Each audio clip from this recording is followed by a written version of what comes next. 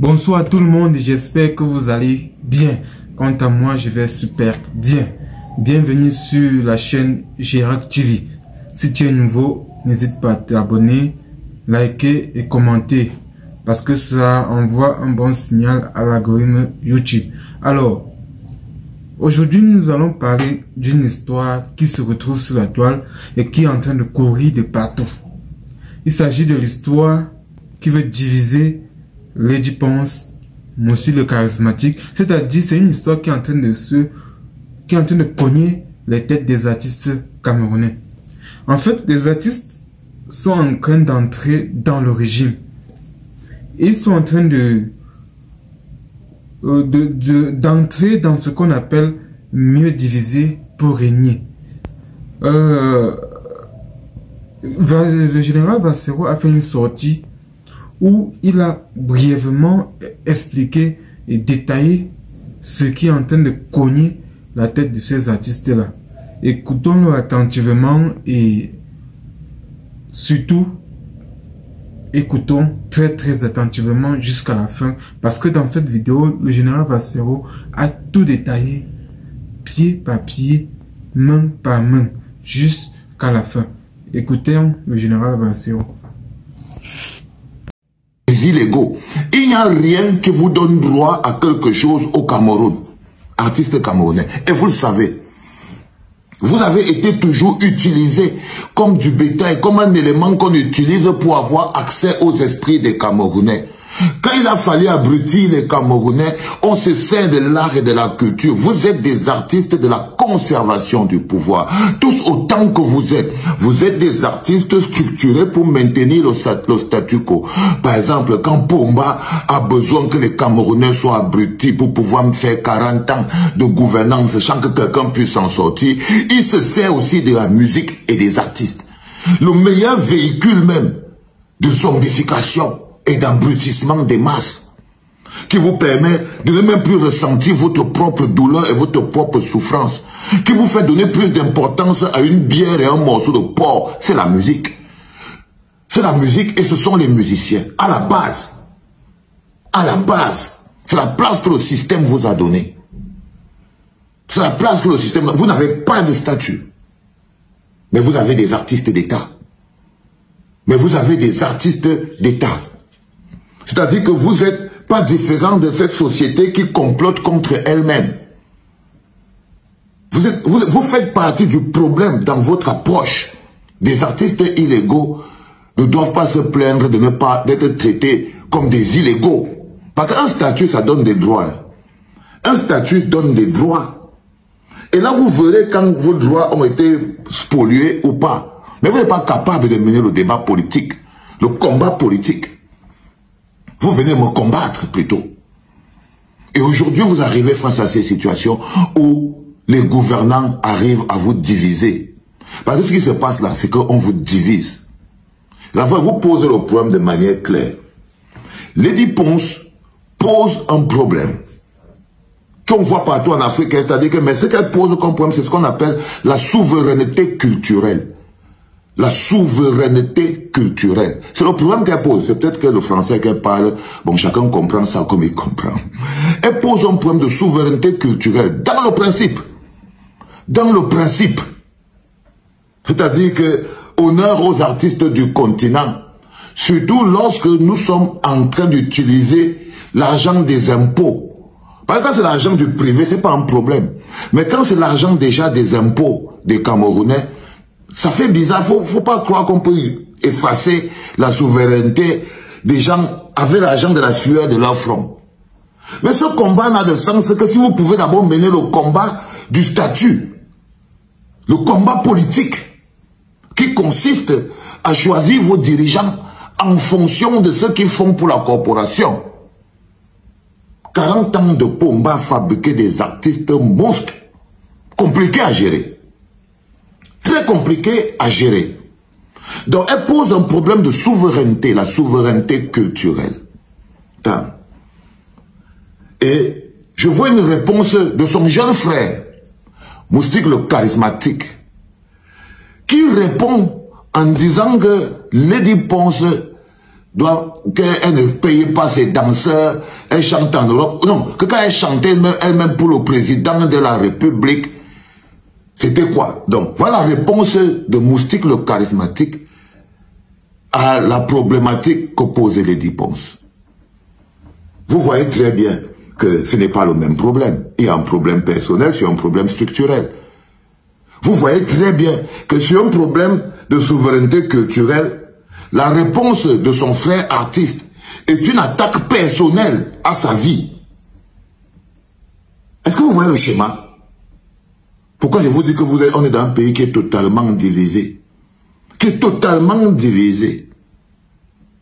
C'est-à-dire que le gouvernement n'a plus besoin de faire quoi que ce soit. Il a déjà réussi à nous opposer les uns aux autres. À ce niveau-là, vous êtes en train de parler de quoi? Parce que ce que nous avons en commun et qui fait de nous un peuple, c'est justement cette souveraineté culturelle.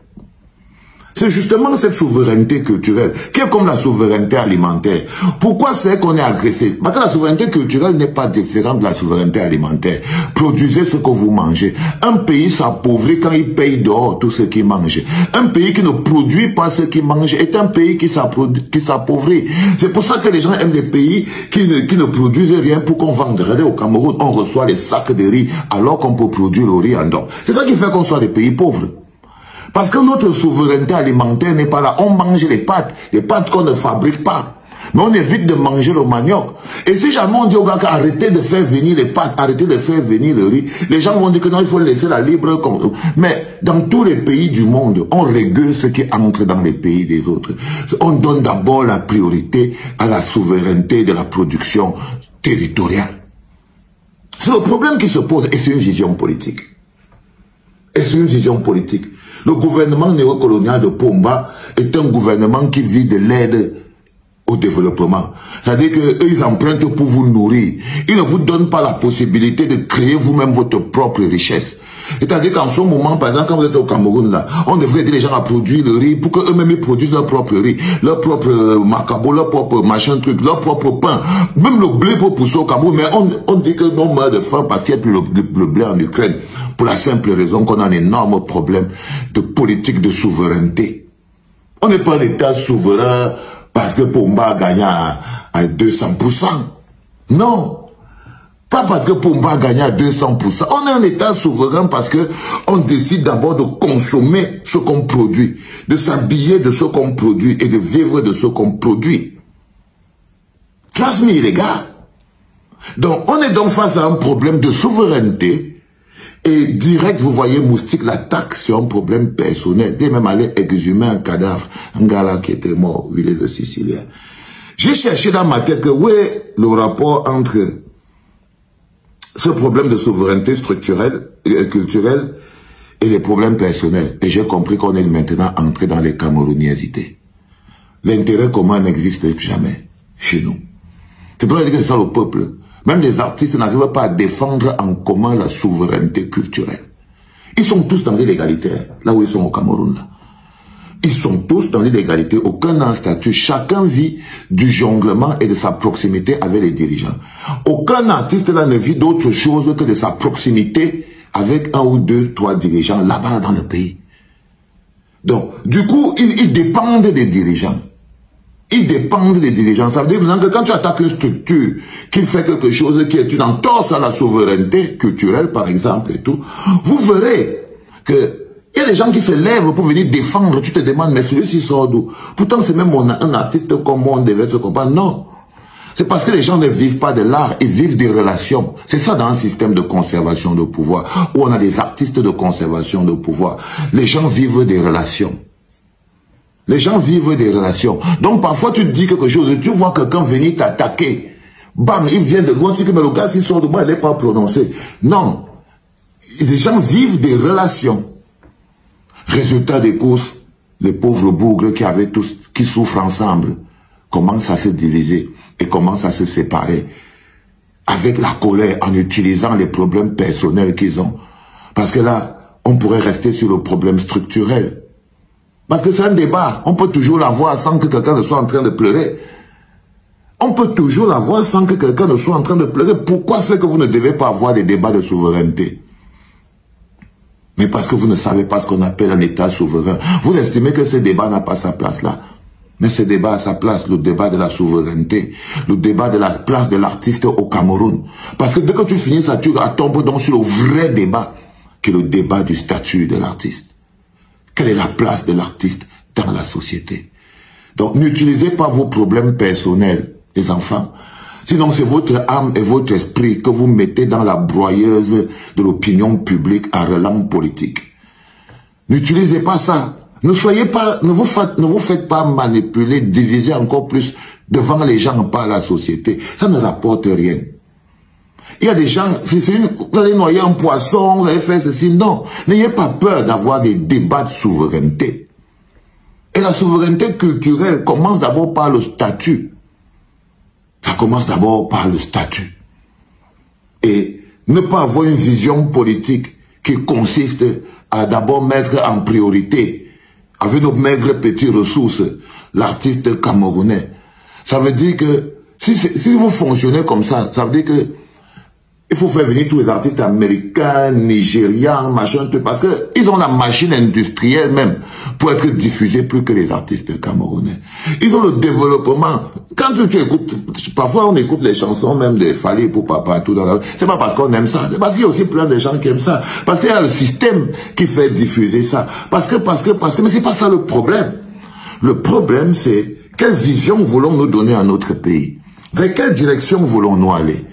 Les choses qu'on doit régler demain, c'est que l'artiste camerounais doit avoir un statut et on doit avoir une souveraineté culturelle qui met d'abord en avant la culture camerounaise à l'intérieur du pays. C'est important.